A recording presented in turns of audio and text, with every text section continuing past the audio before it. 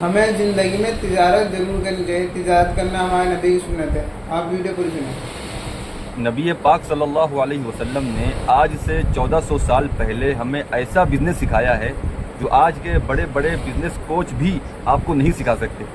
دیکھیے دوستو، انگریزی کی ایک بہت مشہور کہاوت ہے کہ کسی کو مچھلی دینے کے بجائے آپ ان کو مچھلی پکڑنا سکھا دو۔ ایک مشہور واقعہ ہے، آپ کو میں بتاتا ہوں، لیکن ہے تو وہ بہت چھوٹا واقعہ، لیکن اس کے اندر جو لیسن دیے گئے ہیں بزنس کے، پورا ماسٹر کلاس ہے۔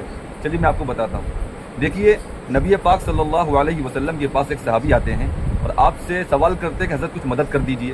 تو نبی پاک صلی اللہ علیہ وسلم نے بجائے مدد کرنے کے ان سے کہا کہ تمہارے پاس کچھ ہے جس کو ہم بیچ سکیں؟ تو صحابی کہتے ہیں کہ حضرت میں تو غریب آدمی ہوں، میرے پاس کچھ بھی نہیں ہے۔ نبی نے پھر فرمایا کہ کچھ تو ہوگا۔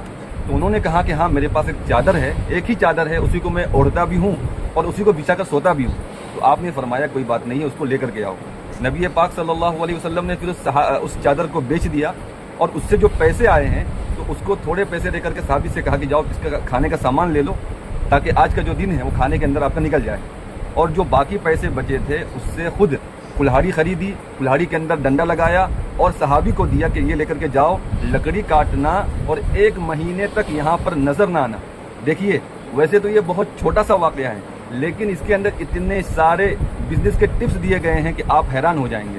سب سے پہلے اس واقعے میں ہمیں پتہ چلتا ہے کہ کیسے زیرو سے اسٹارٹ کیا جاتا ہے۔ ان صحابی کے پاس کچھ بھی نہیں تھا، ایک دم زیرو، لیکن زیرو لیول سے کیسے مالدار بنا جاتا ہے اس کہانی کے اندر آپ کو سمجھ میں آئے گا۔ نمبر 2، کیسے آپ بزنس کے لیے فنڈ اکٹھا کر سکتے ہیں، فنڈ ریز کیسے کر سکتے ہیں، وہ بھی آپ کو اس واقعے کے اندر پتہ چلے گا۔ نمبر 3، آپ اپنے اسکل پر کیسے کام کر سکتے ہیں۔ جیسے کہ صحابی کو ایک ہنر آتا تھا، لکڑی کاٹنا، تو اس سے اپنے اسکل پر آپ کو کیسے کام کرنا ہے وہ بھی اس واقعے میں پتہ چلے گا۔